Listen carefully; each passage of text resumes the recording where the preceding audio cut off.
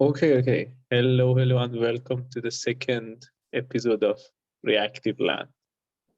So the title is Garbage Dry Fish. A weird combination maybe, but we're gonna find out how that's relevant.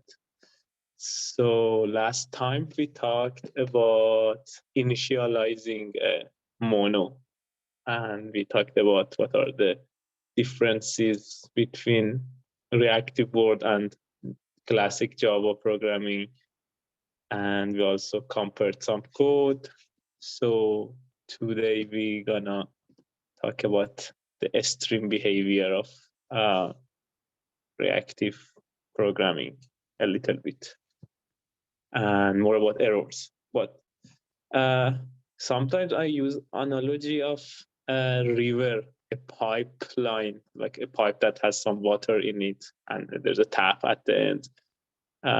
For when talking about reactive programming and streams, because we do streams in reactive programming. So like if we talked about a box last time, you can imagine that there is some water in the box and there's a tab to the box that you can open using the subscribe API. So sometimes it's more than one. So we're not gonna try with more than one for now, but you can have the image now. So if imagine that there is instead of a box, there is a river that has a lot of stuff in it. So you can compare it this way. In the normal Java world, sometimes we have a data that is null.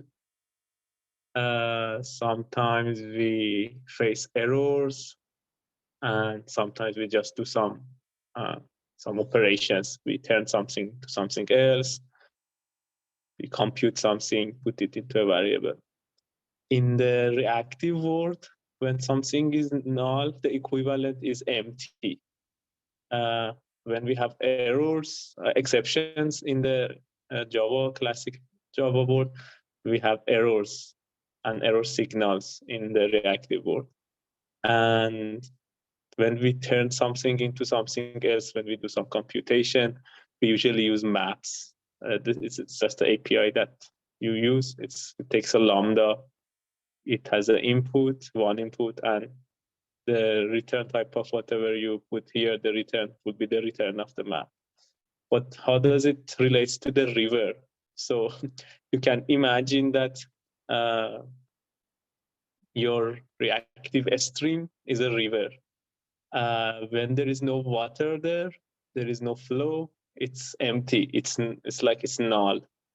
When there is some garbage in the river, it's like an exception. You don't expect garbage in your river. And when there is some fish going on, and if there is some fish in the flow of the river, that fish is your data. It's like the expected healthy state of the stream. So at some point you can just grab the fish from the stream and use it. The fish is your data, the garbage is the exceptions, and the presence of water in the flow means that the flow is going on, the stream is going on.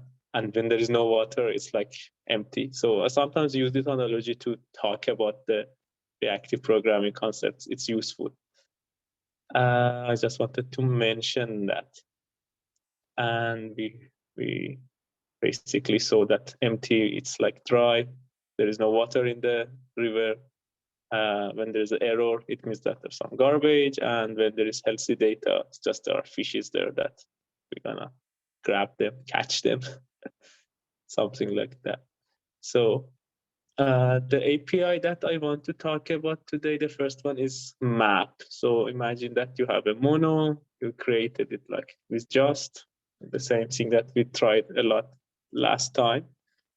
And you want to turn this string here. I'm missing a double quote here, but when you want to turn this into its length, for example. So you create a mono out of this.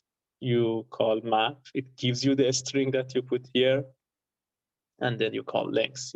So the output of this line now is a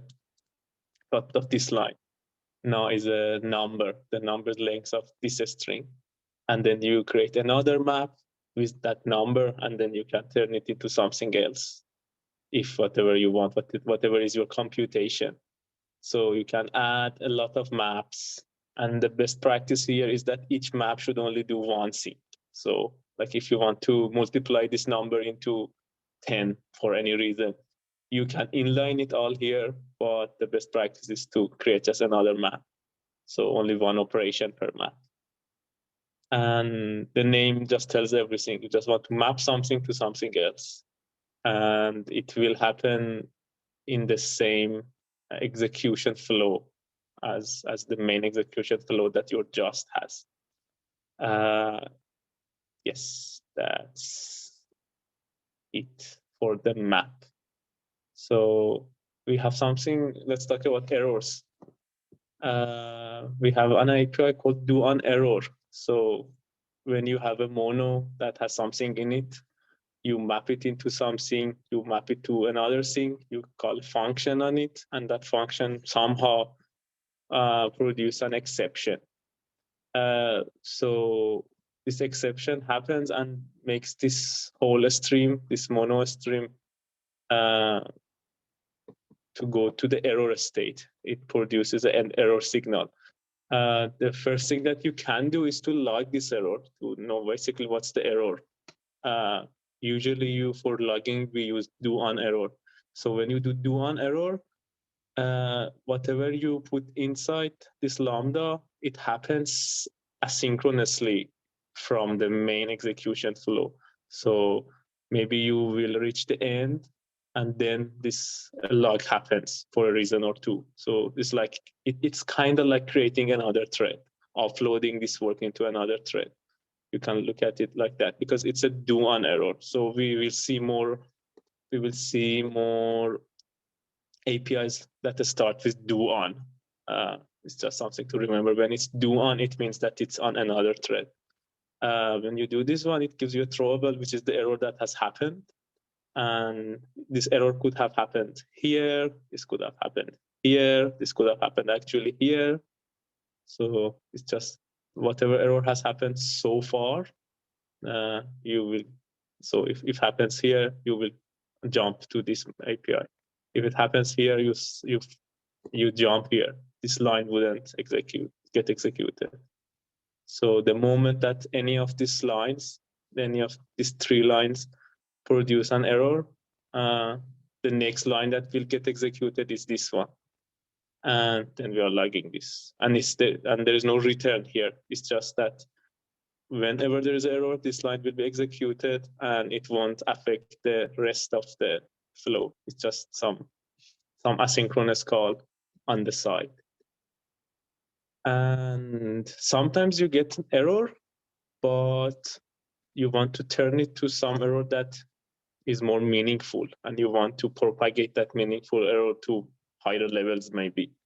So you can do onErrorMap. So it's a map for the errors. So if an error happens in any of these 3 lines and you add this line to your stream, then you get your current error here in the Lambda input, and then you can return a new error using the information that you have here, or just something that you want. Doesn't matter. It just should be a throwable.